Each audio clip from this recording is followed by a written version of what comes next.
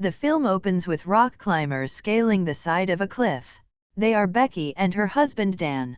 The couple just got married and share a passion for rock climbing, which takes them to some of the world's most treacherous terrain. Becky also spends time there with her best friend, Hunter, who shares the same interests. The three of them are always on the lookout for something new and thrilling things to do. But at some point on their way to the top, Dan accidentally stumbles upon a bird's nest, leaving him hanging by a literal thread. The sheer force of what just happened causes his anchor to destabilize. I think I can make it, and although Hunter and Becky tried to save him, they could not get to him in time and he falls to his death. Before we continue, please subscribe to my channel so that you be updated on every viral story. 51 weeks later or a year later, we see Becky still drowning in grief over the death of her husband.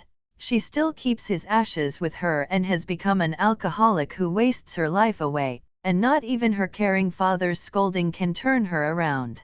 Wanting his daughter to cheer up, her father eventually sends for her best friend Hunter to pay her a visit in hopes of getting Becky back on her feet. After a year of not doing exciting things together, Hunter tries to convince Becky to join her in climbing an abandoned TV tower. The B-67 tower, about a 6-hour drive away. Hunter suggests to Becky that she scattered Dan's ashes from the top to let him go to keep Becky motivated. Hunter also reminds her of what Dan said about confronting fears and life. Although initially reluctant due to her trauma, Becky changes her mind in the morning after reminding herself that Dan would have wanted her to seize the moment. On the way, the two make a stop at a diner to catch up on each other's lives. Here, Becky finally learns that Hunter is now working as a host of an online show. Interrupting their conversation, a waitress turns up, so they decide to ask if she knows where the infamous TV tower is located.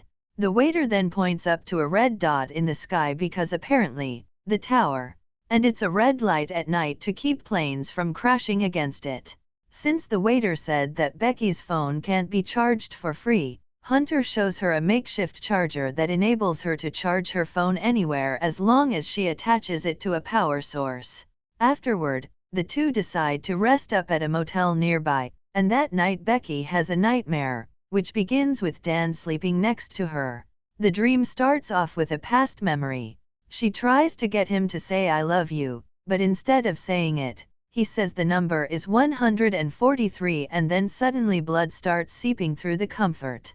Becky gets woken up by Hunter, who is up and ready in her car to begin their exciting day. After Becky climbs in, Hunter begins filming while driving for her online show, a reckless act that almost gets them run over by a passing truck. However, the two best friends simply end up sharing a laugh about it and resume on their way, proving they're already in their insane mode. They are forced to park upon a locked gate and a sign that says "No trespassing," but of course, that isn't going to deter the two. They climb over the fence and walk their way over to the tower, during which time they encounter a couple of vultures feasting on a dying goat. Feeling sorry for the poor thing, they scared the vultures away while Hunter ignorantly takes a picture of the goat and posts it on Instagram before they resume walking again. When they arrive at the tower, they are both nervous and fascinated by the height of the structure. At the foot of the structure, Hunter records more vlog content, informing us that the TV tower is 2,000 feet tall and is the fourth highest structure in the US. Just witnessing the sheer height of the thing already makes Becky hyperventilate, but Hunter reassures her that everything's going to be alright. After securing a rope that binds them to each other, the two began climbing. Becky can be seen gathering the courage to start climbing with her best friend. Unbeknownst to them, the old structure is already unstable as it has been abandoned for a long time and can be seen rattling here and there. Becky keeps climbing even though she's absolutely fearful, and at some point, she even breaks a piece of the rusty ladder. Hunter, who notices this, motivates her so they keep climbing their way up. They then stopped for a while to have a drink. According to Hunter, the lines indicate that they are halfway up, which would mean that they have climbed 1,000 feet or the height of the Eiffel Tower.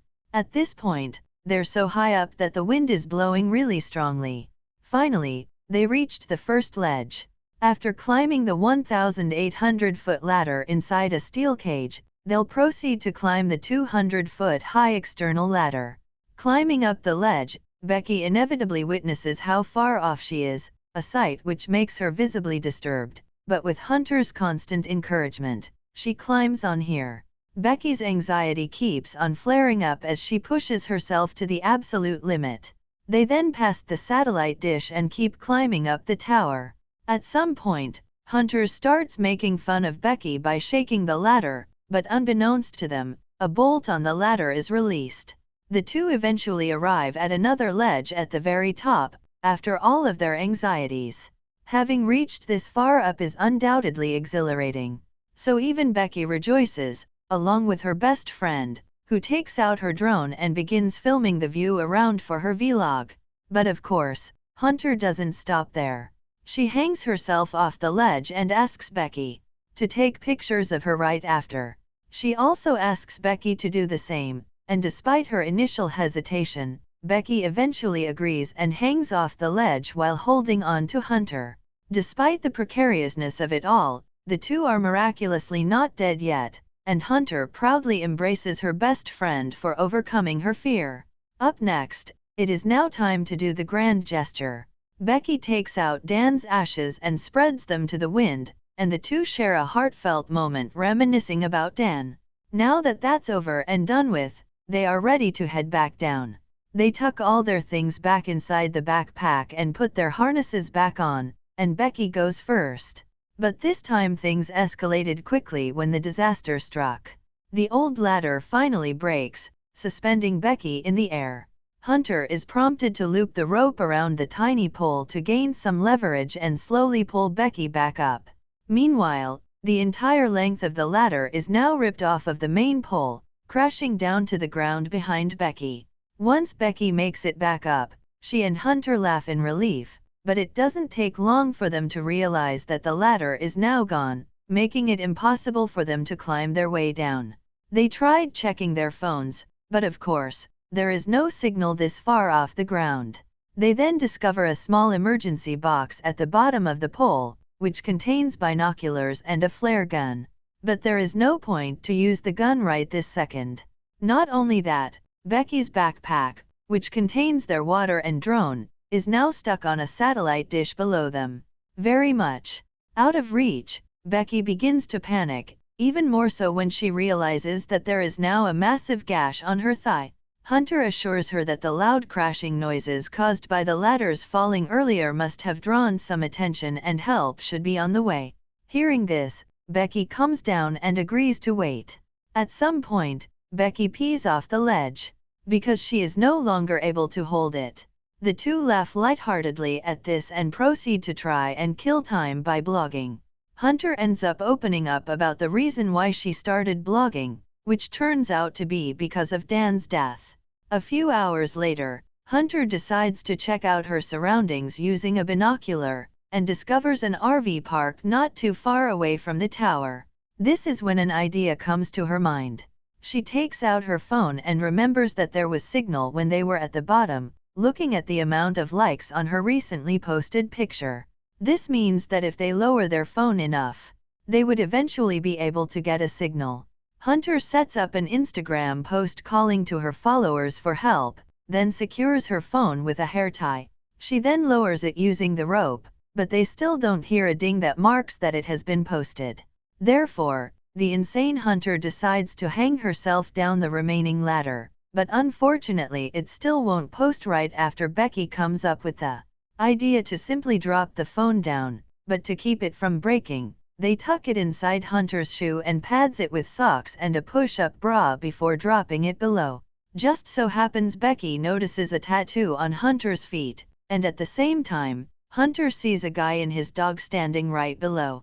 Though he seems to be preoccupied talking on the phone, Hunter and Becky keep screaming before Becky decides to throw down her pair of shoes, and hopes that he'd notice, but sadly he doesn't and starts walking away. Becky takes out the flare gun and is about to shoot it, but Hunter tells her to wait because apparently there are people parked with their RV not too far from the tower, so they should wait until sundown to fire the flare. While they wait, Becky kills time by browsing through her phone, looking at old videos, and notices an odd clip. In it, she sees Hunter staring at her and Dan and jealousy. Her best friend snaps her back to reality by announcing to her that it's time to shoot the flare. Becky does as asked, while Hunter waves her phone around with her flash turned on.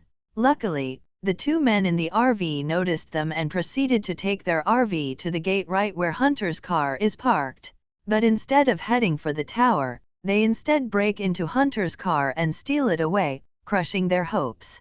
The two best friends are forced to try to sleep up on the tower that night until Hunter almost falls and Becky pulls her back upright. It is here that Becky points out the tattoo she just saw on Hunter's bare feet, which contains the numbers 143, of which are the numbers Dan always said whenever Becky asked him to say "I love you." This leaves Hunter with no other choice but to confess that she and Dan used to have an affair. In the morning, the two are stuck in an uncomfortable tension, so Becky begins asking for more details about the affair, which gets Hunter to apologize profusely and insists that she did fall in love with Dan. However, she decided to end the affair right before Becky and Dan's wedding because she felt guilty and cherished their friendship more. Soon after, an alarm on Becky's phone rings, marking 24 hours since they've been stuck here. This gives them clarity that no help is coming, and Becky begins wishing that they had their drone with them, but it's stuck inside the backpack on the satellite dish. Possibly wanting to make up for her past mistakes, Hunter ultimately decides to go down there and take the backpack. "I don't think this is a good idea. I don't think we have a choice." She anchors her carabiner around the pole and begins to descend. Unfortunately, she falls short of reaching it. Being the reckless daredevil she is, she unhooks herself from the rope and jumps on the dish, successfully reaching her backpack. However, now the rope is out of reach, so she takes out a selfie stick from the backpack. She successfully hooks the backpack on the rope before making a precarious jump on it. Hunter ascends and almost makes it back to the top. But then, Hunter falls and Becky starts crying. But when she looks down she finds her still hanging on the rope, except now her hands are injured, making her incapable of climbing back up. Becky then uses all of her strength and luckily she manages to pull Hunter back to safety. After taking a sip of water from the backpack, they decided to write a note and tuck it onto the drone before sending it away. Unfortunately, it runs out of juice before it makes it too far, forcing them to send it back. Now out of ideas, Becky appears desperate, but Hunter assures her that they'll find a way out soon enough. Later that night, Becky awakens from her sleep to find that Hunter has died and her corpse is ravaged by vultures. Luckily, it's all but a bad dream. Upon seeing the red light above her, an idea comes to her mind. They have to climb up and charge the drone using Hunter's makeshift charger. They then wait until morning to do it, and since Hunter's hands have severe rope burns, it's all up to Becky. Despite her injured thigh, she climbs up to the top with encouragement from Hunter. When Becky reaches the top, she unravels the light socket before plugging the charger in. There she hangs on while she waits for the draw to charge until at some point a vulture begins to mess with her because of the wound on her thigh. The vulture even manages to knock her backpack down. Luckily, Becky clings close to the pole and manages to keep the drone safe and sound. Once it has fully charged, Becky slides back down and pukes her gut out. They now have to wait for the diner to open to send the drone there, but due to the lack of food and exhaustion, Becky struggles to not pass out. Hunter helps her stay awake by keeping a conversation with her until it is time for them to send the drone. They once again tuck a note on the drone and send it flying out to the diner. Again, it's too bad that it gets hit by a passing truck just before reaching its destination. Hopeless, they watched the day go by until Becky voices that she can't possibly survive another day out here, but Hunter reminds her to stay strong. Realizing that her best friend is right, Becky asks Hunter for her other shoes so she could throw her phone down this time since it's the very last thing they can do. Well, this time, Hunter says no, because as it turns out, Hunter was never up there with her this whole time. Yes, that's right folks. Hunter has actually died a while ago when she fell after retrieving the backpack, and her dead body is now lying on top of the dish below, being eaten by a vulture. The grief-stricken Becky has been alone this whole time, but instead of acknowledging it, conjures up a delusion of her best friend so that she won't feel so alone. Finally hit by reality, Becky breaks down crying while the harsh wind blows around her. She remembers her father and how much she loves him and decides to record a goodbye message. Seemingly has given up on trying to survive. On the other side of the story, her concerned father has been trying to contact her and find her whereabouts. On the next day, we see our girl Becky, still sitting up on the tower, and her injured leg has drawn the attention of a hungry vulture. It begins pecking on Becky's wound, so with the last of her strength, she yanks it off and bashes its head in, instantly killing it. Afterward, she devours the vulture, raw out of hunger, revealing that there is still hope in her after all. Once she has regained her strength, she musters up the courage to climb down to reach for Hunter's shoe, her last hope. She then releases the rope and lands on top of the satellite dish, scaring the vulture that is devouring Hunter's flesh. Right after, she sends a text to her father noting her whereabouts and tucks it inside Hunter's shoe. After that, Becky says sorry before sticking the shoe inside Hunter's exposed gut and throwing her dead body down to ensure that the phone doesn't get crushed by the fall. But then a bolt on the rusty dish comes off, putting her in danger. We then skip to a few hours later to Becky's father, who was rushing to the tower location. Afterwards, we see a view of police officers and medics gathered around the tower right when Becky's father arrives and witnesses a view of a dead body covered in a tarp. Just as the father fears that his daughter is dead, Becky calls for him and rushes up to him, letting him know that she is safe and sound. And this is where the movie ends. Thanks for watching. See you again in the next video.